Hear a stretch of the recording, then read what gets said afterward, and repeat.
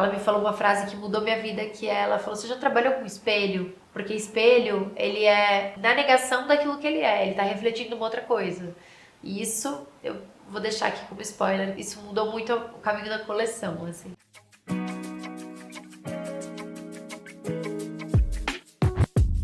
Próximo desfile, ele é uma coleção que se chama Andrômeda. Os nomes das coleções, eles sempre não tem nada a ver um pouco, né? O que eu gosto muito é de deixar a pessoa tirar as próprias conclusões. Eu não sou do tipo de pessoa que escreve um release falando: eu usei esse tecido por causa disso, essa cor por causa disso. Eu só recomendo que leia o texto que tá na cadeira, porque é o texto mais ousado que eu já escrevi. Eu escrevo muito, né, porque eu queria ser escritora, então toda coleção minha, ela começa de uma coisa que eu escrevi, ou que eu tô pensando, ou de alguma literatura, e aí eu vou desenvolvendo. Essa coleção foi um caminho bem diferente, assim, eu amo o Wim Wenders, né? Amo os livros dele, mais do que tudo eu amo as frases dele. Ele tem dois filmes que me impactaram muito, que é o Alice in the Cities, né? Que é um road movie. E eu amo muito o filme Notebooks on Cities and Clothes, que é um documentário sobre o Yohji Yamamoto, que é um dos meus estilistas favoritos, que fez o figurino do meu filme favorito da vida, que chama Dolls, né, do Takeshi Kitano. E tudo isso foi começando, né, sempre começo de um mood board de referências não visuais, mas eu escrevo muito, eu quase não tenho imagem nos meus cadernos, gente, eu escrevo muito. E aí eu vou destrinchando isso, até que isso, nesse processo, né, de ver com a cobra dele, ele tem uma frase que eu amo muito desse filme Notebooks on Cities and Clothes, que ele fala sobre identidade, sobre cidades. Ele fala sobre o cinema, né? Que eu acho que tem tudo a ver com a moda. Every copy was the original. Porque depois que o cinema se tornou, né, como ele é, não existia mais um original. Existia todas as cópias e todas as cópias são os originais. E eu falei: gente, isso tem tudo a ver com moda. O que é o original hoje? O que eu fiquei mais apegada nessa história toda dele e conectei depois, quando eu conheci a Regina Silveira, foi essa interação da identidade com a cidade, com... Por exemplo, a Regina Silveira, ela não faz uma obra num quadro e coloca em algum lugar. Ela pensa no espaço e coloca a obra no espaço. Tanto que as maiores obras dela são instalações, né? São em aeroportos, em diversos museus do mundo. Então, assim, essa coisa da interação do espaço com a obra. Então, a obra não precisa estar distante. E isso também teve um pouco a ver de trazer a obra dela para a moda, né? A obra dela, que é uma coisa mais estática, mais instalada no espaço, por que não transferi-la para o espaço do corpo? Então é uma outra coisa, assim. Ela amou o processo, assim, foi muito legal. Eu acho que a coleção como um todo, ela teve uma pitada da identidade da Regina Silveira, porque eu gosto de ser influenciada por quem está trabalhando comigo. Assim como a última coleção foi muito mais romântica, muito mais densa, no sentido de trabalhar com a obra do José Leonilson, a Regina, ela é muito diferente, ela é mais objetiva. Ela mesma me falou quando a gente começou a trabalhar: Rafa, eu não tenho nada a ver com o Leonilson. Falei: ótimo, quero mergulhar em outro universo. Porque acho que a maior dificuldade de você fazer um desfile, fazer uma outra coleção é: como eu vou manter minha identidade me renovando, né? Como eu vou trazer algo novo para minha cliente, para a imprensa, para mim, né, que eu sou a pessoa que mais se cobra, mantendo a identidade, mas assim, trazendo uma surpresa. E acho que mergulhar no universo dela, que é uma artista maravilhosa, tão sensível quanto o Leonilson, mas de uma forma completamente diferente, mais dogmática, assim, mais enigmática de certas formas, também influenciou na coleção como um todo. Eu acho que tá mais madura, eu acho que tem modelagens mais... podem ser usadas sozinhas, sem tantas sobreposições. Ainda é a neriagem, mas eu acho que é uma releitura da neriagem um pouco mais forte, talvez, um pouco mais sintética. Ela me falou uma frase que mudou minha vida, que ela falou: você já trabalhou com espelho? Porque espelho, ele é na negação daquilo que ele tá refletindo uma outra coisa. E isso, eu vou deixar aqui como spoiler, isso mudou muito o caminho da coleção, assim.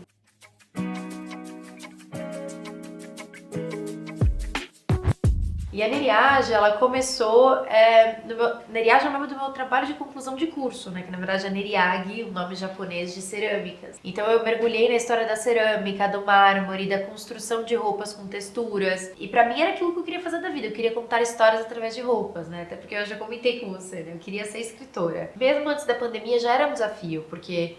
é o que a gente estava falando, no mercado de moda não adianta você ser talentoso, principalmente no Brasil. Acho que no Brasil é pior porque a gente não tem incentivo, nem do governo, nem da cultura, né? De nenhum aspecto a gente Uma pessoa pode abrir uma marca, por melhor que seja, e conseguir um incentivo. Os empréstimos são altíssimos, tudo. Você tem que conseguir um investidor, você tem grana para investir, ou então você começa a pedalar a vida inteira. É muito difícil. Eu sei que tem pessoas incríveis que se formaram comigo, até melhores do que eu, mas não tiveram o caminho que eu tive, não por falta de talento, mas por falta de oportunidade. E isso eu acho muito triste, muito.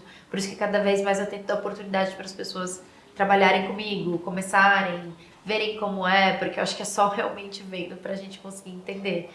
Mas, por exemplo, eu já estava num momento difícil, porque nunca tive investidor, né, até esse momento, eu tive só em 2021.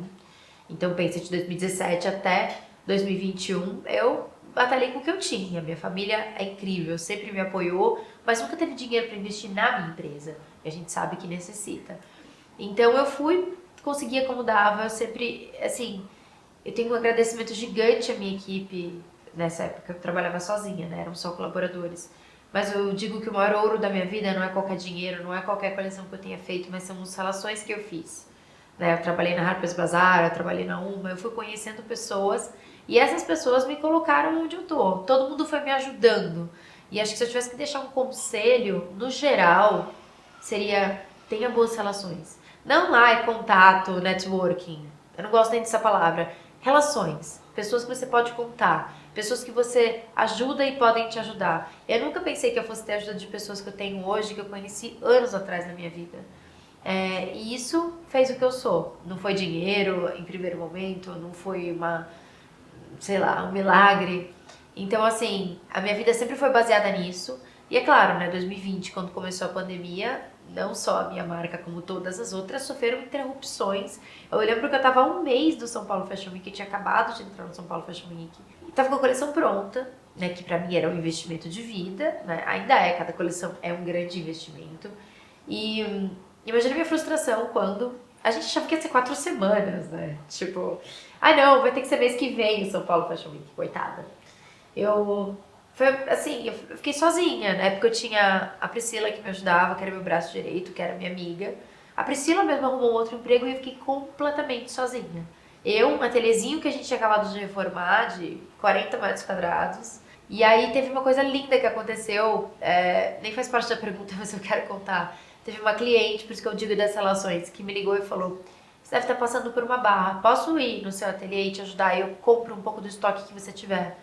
Falei, nossa, Renata Luceno é o nome dela, nunca vou esquecer. Eu falei, cara, isso me fez falar, eu vou continuar, porque tem pessoas que se importam com o que eu faço.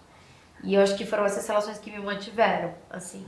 Lembro da Maltone, por exemplo, a fotógrafa, que era minha amiga, e ela falou, eu vou fazer um vídeo pra você, vou te ajudar, pra gente fazer um vídeo no Fashion Week Digital e tal, vou te ajudar, vou contratar uma equipe, vou te ajudar a conseguir isso pra você não sair de cena.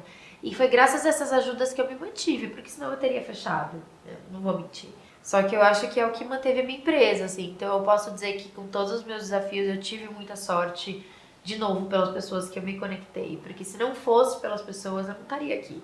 Por isso que eu sempre, qualquer entrevista que eu dou, qualquer coisa que eu falo gente, contato e amigo vale mais do que dinheiro, vale mais do que tudo. Por isso até no meu release, nessa próxima coleção, tem uma etapa só de agradecimentos às pessoas, independente de quem colaborou de uma forma ou de outra, são nomes das pessoas. Eu lembro que eu fiz uma palestra no IED há um tempo atrás, e a primeira página da minha palestra eram todos os nomes, aí todo mundo falou que são todos esses nomes, eu falei, são os nomes que passam a mão em uma peça antes dela chegar até a loja. Não é o meu, porque eu acho tão egóico, eu sou a criadora. Eu sou uma canalizadora de tanta gente. Tipo, eu falo que é uma orquestra. E quando tá faltando um instrumento, não cai bem. Então acho que essa é a maior dica, assim, construir sua orquestra, sabe?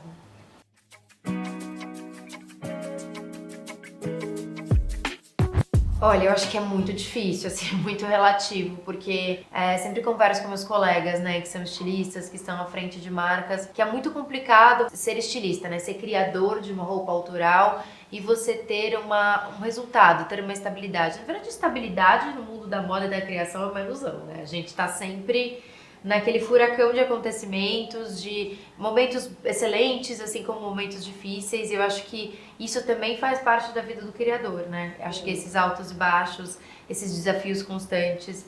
Então eu não sei, eu fico até pensando isso. Será que um dia a gente vai ter uma estabilidade? Mas acho que assim, em termos de estabilidade financeira, eu acho que isso leva muito tempo. Eu acho que isso leva não só. Porque não tem a ver com criatividade, né? Não tem a ver com o seu talento, não tem a ver.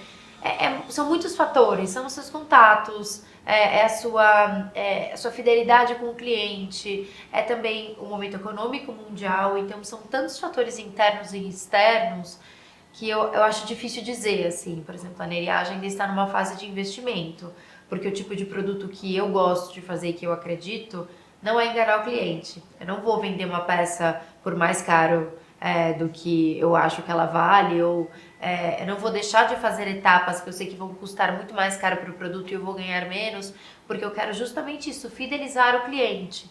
Para o meu tipo de trabalho, por exemplo, eu acho que isso é um trabalho de formiguinha, porque eu sei que a pessoa que compra a Neriage ela vai voltar, porque ela vai falar, poxa, aquela saia que eu comprei em 2015 ainda tá boa. Também isso tem um lado ruim, né? Porque a pessoa não vai comprar com tanta velocidade, mas tem um lado de que eu tenho a tranquilidade de que eu sei o que eu tô vendendo pro cliente.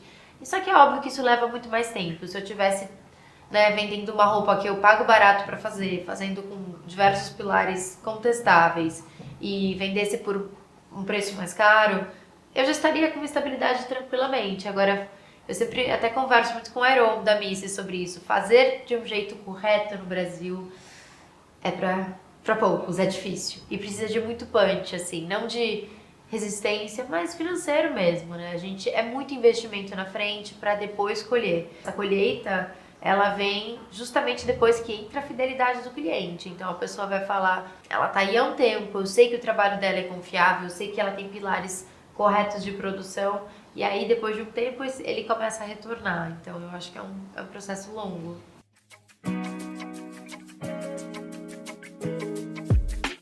Hoje na Neriage nós somos em quase 30 funcionários e 28 mulheres. Então, assim, eu só trabalho com mulheres praticamente. Eu tenho meu braço direito, que é o Jorge, que é um homem. Tenho o segurança da loja. Devo ter mais um ou outro homem que colabora conosco. Mas realmente é uma empresa de mulheres. E isso não foi porque foi sem querer. Isso é uma coisa que existe, né? E que é muito louco, assim, se você for ver estilistas, stylists, maquiadores. Quais são os maiores hoje em dia?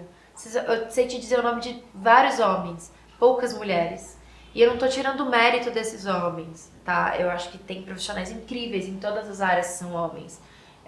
Mas assim, a moda, historicamente, analisar o corpo de uma mulher, eu vou falar de moda feminina porque é o meu campo, tá? Ela é uma coisa muito feminina, né? Não tira, eu acho que o homem e a mulher, eles têm um olhar completamente diferente sobre o corpo da mulher. E eu acho que durante muitos anos, historicamente, a mulher foi ensinada a querer se vestir como o homem a vê. Ela quer estar sexy para o homem, ela quer estar... E isso não é certo ou errado. Isso é como as mulheres historicamente foram ensinadas. Então, às vezes, elas se sentem mais seguras se é a opinião de um homem, se é a opinião de um stylist homem, de um maquiador homem. Então, assim, mesmo de um estilista, né? Por exemplo, a Neriage, ela tem uma roupa que ela é extremamente feminina. Eu penso muito no corpo da mulher, mas eu penso como mulher e como eu me visto. Eu não gosto, pessoalmente, de uma roupa muito justa, eu gosto de me sentir à vontade. Então, às vezes, não é o gosto tanto da mulher que quer se sentir super sexy. Eu acho que ela consegue se sentir super sexy com qualquer roupa, né? O sexy vem de dentro. Mas eu acho que essa opinião masculina, historicamente, beirou muito, né, o que as mulheres deveriam ou não fazer, e a gente ainda tem esse paradigma para ser resolvido. Eu tento muito, hoje as minhas clientes, né, que entendem muito a minha roupa, o que eu mais gosto é quando elas compram uma saia ou um kimono e usam da forma delas. Elas podem usar um kimono com uma mini saia, ou podem usar a calça com um body justo. Hoje a gente tem esse mix de produto maior. Mas eu acho que o mais interessante é a pessoa utilizar da forma dela. Então ela pode pegar uma peça minha, que é extremamente feminina de um certo modo, e utilizar como uma peça, por exemplo, feita pelo Iron, que é uma coisa mais sexy. Eu tô dizendo o Iron porque ele é muito meu amigo e a gente sempre troca ideia. Mas eu acho que essa mistura e essa liberdade de mistura, a mulher tem... Eu sinto que tá melhorando, mas eu acho que tem um grande preconceito com o olhar feminino sobre a mulher, e isso é muito louco. Porque é isso, eu acho que não só no mercado de moda, né? Em qualquer mercado parece que a mulher ganha menos, né? Parece não, a mulher ganha menos, a mulher é menos valorizada. Só que eu fico muito impressionada, porque no mercado de beleza, no mercado da moda, deveria ser o contrário. Então, uma coisa que eu batalho muito, assim, e que eu converso com minhas colegas estilistas, enfim, maquiadoras, e tento sempre trazer, não só na minha equipe fixa, mas na minha equipe de colaboradores, sempre olhar de mulher. Por exemplo, eu sempre trabalhei com stylist mulher, eu sempre trabalhei com fotógrafas mulheres. Eu procuro esse olhar feminino porque eu acho que também é uma construção das marcas procurarem isso e forçarem isso, sabe? Por exemplo, eu acho que um grande exemplo internacional que a gente tem agora é a Chloé, né? Com a entrada da nova estilista. Cara, aquilo é Chloé no seu auge, que é aquele sexy da transparência, aquele sexy que você olha e fala, cara, isso é um olhar feminino. E, pelo amor de Deus, eu não tô sendo excludente, eu acho que tem homens incríveis, mulheres também que apelam pelo extremamente sexy, homens também que tem aquela coisa, por exemplo, Rick Owens, né? A gente não pode ser direto e ser muito objetivo nesse sentido, mas eu acho que no geral as mulheres elas sempre foram marginalizadas nesse lugar da opinião sobre o próprio corpo. A opinião do homem vale mais sobre o nosso corpo. Então, assim, se você for ver quantas mulheres estilistas à frente de uma marca tem hoje, quantas mulheres, essa coisa internacional, né? Quantas mulheres foram substituídas por homens nas grandes maisons recentemente? E isso é uma coisa que eu não acho que é nem inconsciente. O pior de tudo é isso, é inconsciente. Por exemplo, eu amo o estilista da Loewe, eu amo o Karl Lagerfeld, quem não amou, mas eu acho que tem mulheres tão boas ou até melhores que as pessoas se acomodam de uma certa forma, sabe? Porque tem aquela visão masculina, funciona num determinado mercado e a mesma coisa com todas as áreas adjacentes da moda, assim, acho que no estilista é só um reflexo. Mas eu tento batalhar muito com isso, essa é uma bandeira que eu levanto muito, sabe? Vamos contratar mulheres, vamos dar visão a mulheres e vamos, melhor ainda, ensinar a cliente que a visão da mulher sobre o corpo dela também é importante. Pra mim, a coisa mais importante, mais linda do meu trabalho é quando eu vejo, às vezes eu passo pela loja, não trabalho muito lá, mas eu vejo uma mulher provando uma roupa e olhando pra ela e se sentindo empoderada. Quando eu faço roupa, é isso que eu quero que ela se sinta. O sexy, ele é uma consequência. Se a mulher se sente segura, ela pode estar com uma gola até aqui, ela vai estar sexy.